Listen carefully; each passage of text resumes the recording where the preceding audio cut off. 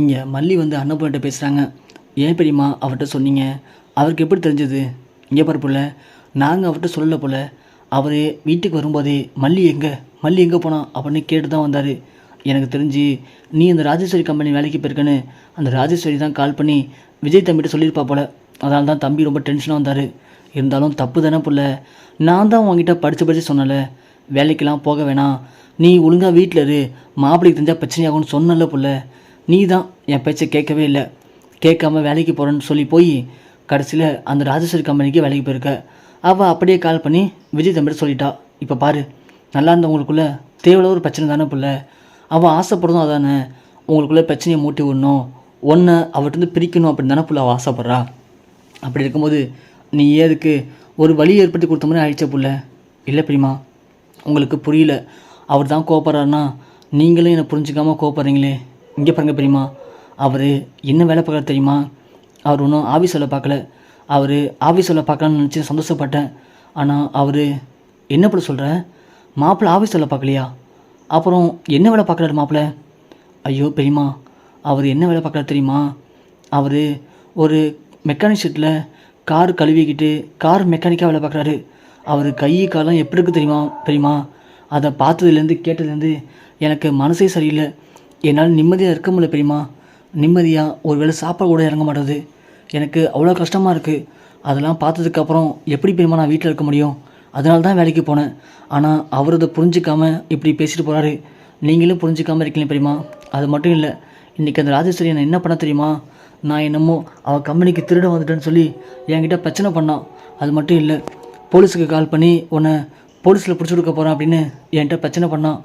என்னால் அந்த நேரத்தில் என்ன பண்ணுறதுன்னு தெரில. எனக்கு ரொம்ப ஒரு மாதிரி அசிங்கமாக போயிடுச்சு எல்லாரும் முன்னாடியும். என்ன போல சொல்கிற? அப்படியா? அப்போ என்ன பண்ணது பிரியுமா? வேணான்னு கெஞ்சினேன். அவள் உடனே அதுக்கு என் காலில் விழு, உன்னை விட்டுறேன்னு சொன்னான்.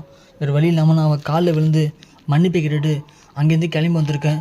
ஆனால் நீங்கள் யாருமே அதை புரிஞ்சிக்காமல் என்ன என் மனசை போட்டு ரொம்ப நோக்கடிக்கிறீங்க பிரியுமா அப்படின்னு சொல்ல, இது எல்லாத்தையும் விஜய் காலை வாங்கிறாரு. என்ன மல்லி அந்த ராஜேஸ்வரி காலை விழ வச்சாலா? அவளுக்கு எவ்வளோ திமிரு இருக்கும் இன்றைக்கி இருக்கு அவளுக்கு அப்படின்னு சொல்லி விஜய் அங்கேருந்து கிளம்பி போகிறாரு. விஜய் கோமா போகிறத பார்த்த மல்லி அன்னபூர்ணி 2 பேரும், ஏ புள்ள மாப்பிள்ளை எங்கடி போகிறாரு தெரியல பிரியுமா? ஒருவேளை நான் பேசுனதை கால் வாங்கியிருப்பாரோ தெரியல புள்ள. ஐயோ, இவர் இனிமேல் கோமா போகிறத பார்த்தா அங்கே பெரிய கலகமே அடிக்கும் போலக்கு. வாப்பில் போய் பார்க்கலாம் அப்படின்னு 2 பேர் பெரிய போகிறாங்க. பார்த்தா நம்ம விஜய் நேராக கிளம்பி ராஜி வீட்டுக்கு போகிறாங்க. ஏ ராஜேஸ்வரி, வெளியே வாடி முதல்ல அப்படின்னு கத்துறாரு. உடனே ராஜி வெளியே வராங்க. என்னடா எதுக்குடா இப்போ நடு வீட்டில் வந்து கத்திட்டு இருக்கேன்? உனக்கு என்னடா வேணும் அப்படின்னு சொல்லவும், என்ன வேணுமா? எதுக்குடி எதுக்கு ராஜி என் பொண்டாட்டி உன் காலில் விழ வச்ச? ஓ, உன் பொண்டாட்டி என் காலில் விழுந்து தான் பிரச்சனையா? இங்கே பாடுறா, உன் பொண்டாட்டி மட்டும் இல்லை, இன்னும் கொஞ்ச நாளில் நீ வந்து என் காலை விழுவ. என்னால் வாழ முடியல, எனக்கு வாழ்க்கை பிச்சை போடுங்க அப்படின்னு ஒன்றையும் என் காலை விழ வைப்பண்டா. ஓ அப்படியா? இங்கே பாடி, நீ நல்லவ கிடையாது. நீ என்னை ஏமாற்றி எனக்கு துரோகம் பண்ணி என்கிட்ட சொத்தெல்லாம் பிடுங்கியிருக்க. அப்படி இருக்கும்போது எல்லாமே உனக்கு சாதகமாக நடக்குதுன்னு நீ பெருமைப்படாத. கண்டிப்பாக உனக்கு அப்படியே எல்லாமே எதிர்மறையாக நடக்கிற காலம் வரும். அந்த நேரத்தில் நீ வந்து என் காலை பிடிச்சி கெஞ்சுற நேரமும் வரும். அப்போ தெரியும் நீ நான் யாருன்னு உனக்கு. டே போடா, சும்மா வந்து வாயிருக்குன்னு பேசிட்டு இருக்காத. இப்படி தான் இந்த மல்லி வாயிருக்குன்னு ஓவராக பேசிட்டு இருந்தா.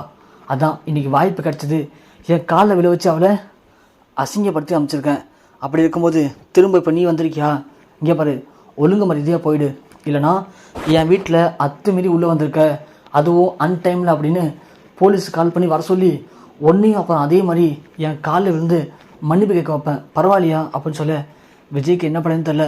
விஜய் அங்கேருந்து கோமா கிளம்பிடுறாரு. இந்த ராஜியை சும்மா விடக்கூடாது, சரிதான் போன்னு விட்டால் இவர் ரொம்ப ஓவராக பண்ணிட்டுருக்காளே, நம்ம சொத்தை நமக்கு தெரியாமல் நம்மள்ட்ட திருடி ஏமாற்றிக்கிட்டு இப்போது நம்ம மல்லியவே பழி வாங்கிட்டு இருக்காளா, இவளை விடக்கூடாது அப்படின்னு விஜய் முடிவு பண்ணுறாங்க. என்ன பண்ணலாம் அப்படின்னு யோசிக்கிறாங்க. சரி, அந்த ராஜேஸ்வரி இப்போ அந்த புதுசாக கம்பெனி ஓப்பன் பண்ணுறால, அந்த கம்பெனியில் தானே நம்ம மல்லியை அசிங்கப்படுத்தினா, அதே கம்பெனியில் அதே மல்லியை அசிங்கப்படுத்தி தீரணும் அப்படின்னு நம்ம விஜய் முடிவு பண்ணுறாங்க. முடிவு பண்ணுற விஜய் என்ன பண்ணுறாரு அப்படின்னா, அடுத்ததாக நம்ம செக்யூரிட்டியை பார்த்து பேசுகிறாரு. இது மாதிரி அந்த கம்பெனியில் யாரும் செக்யூரிட்டியாக இருக்கா அப்படின்னு கேட்க, எனக்கு தெரிஞ்ச ஒருத்தவங்க தான் சார் செக்யூரிட்டியாக இருக்காங்க, ஏன் சார் என்ன பண்ணணும் அப்படின்னு செக்யூரிட்டி கேட்குறாரு. இல்லைண்ணே, எனக்கு உதவி பண்ணுங்கள், சொல்லுங்கண்ணே என்ன பண்ணணும்? அதாவது நான் சொல்கிற ஒரு முக்கியமான டாக்குமெண்ட்டை நீங்கள் என்ன பண்ணுறீங்க, எடுத்து என்கிட்ட கொடுத்துருங்க, அதுக்கப்புறம் மீதி நான் பார்த்துக்கிறேன் அப்படின்னு விஜய் சொல்கிறாரு. அந்த செக்யூரிட்டியும் அதே மாதிரி அவங்களுடைய ஃப்ரெண்டுகிட்ட சொல்லி ஆஃபீஸில் இருக்கிற ஒரு முக்கியமான டாக்குமெண்ட் எடுத்து நம்ம விஜய்கிட்ட கொடுத்துட்றாங்க. ராஜேஸ்வரி அந்த டாக்குமெண்ட் இல்லாமல் ரொம்ப கஷ்டப்படுறாங்க. அடுத்த நாள் கொட்டேஷன் கண்டிப்பாக அனுப்பி ஆகணும். அந்த டாக்குமெண்ட் இருந்தால் மட்டும்தான் கொட்டேஷன் அனுப்ப முடியும், இல்லைனா கம்பெனி டோட்டல் லாஸ் ஆகிடும் அப்படின்னு நிலைமைக்கு வராங்க. ராஜேஸ்வரி செம பதட்டமாக இருக்காங்க. அப்போது நம்ம விஜய் சொல்கிறாரு, என்ன ராஜி, முக்கியமான கொட்டேஷன் பத்திரத்தை காணுமா? அது என்கிட்ட தான் இருக்குது, நீ கிளம்பி நான் சொல்கிற அட்ரஸ்க்கு வா, வந்து அதை வாங்கிட்டு போ அப்படின்னு சொல்ல உடனே விஜய் அட்ரஸ் அனுப்புகிறாங்க. ராஜி அங்கே வராங்க. வந்ததும் விஜய் அந்த டாக்குமெண்ட் எங்கடா அப்படின்னு சொல்ல, அந்த டாக்குமெண்ட்டா, நீ பண்ண தப்புக்கு பாவத்துக்கலாம் மல்லிகாவில் வந்து மன்னிப்பு கேளு, மன்னிப்பு கேட்டால் டாக்குமெண்ட் தருவேன், இல்லைனா அந்த டாக்குமெண்ட் கிடைக்காது. அப்புறம் உன்னால் சொன்ன நேரத்துக்கு இன்றைக்கி அந்த கொட்டேஷன் அனுப்ப முடியாது, உன் ப்ராஜெக்ட் எல்லாமே டோட்டல் லாஸ் ஆகிடும், கம்பெனியே ஒன்றும் இல்லாமல் போயிடும், பரவாயில்லையா அப்படின்னு விஜய் மிரட்ட, வேறு வழி இல்லாத ராஜேஸ்வரி அடி பணிஞ்சு அவன் மல்லிகாவில் விடுதாங்க. என்னை மன்னிச்சிரு மல்லி அப்படின்னு மன்னிப்பு கேட்குறாங்க. அதுக்கப்புறம் விஜய் அந்த பத்திரத்தை தூக்கி போகிறாரு.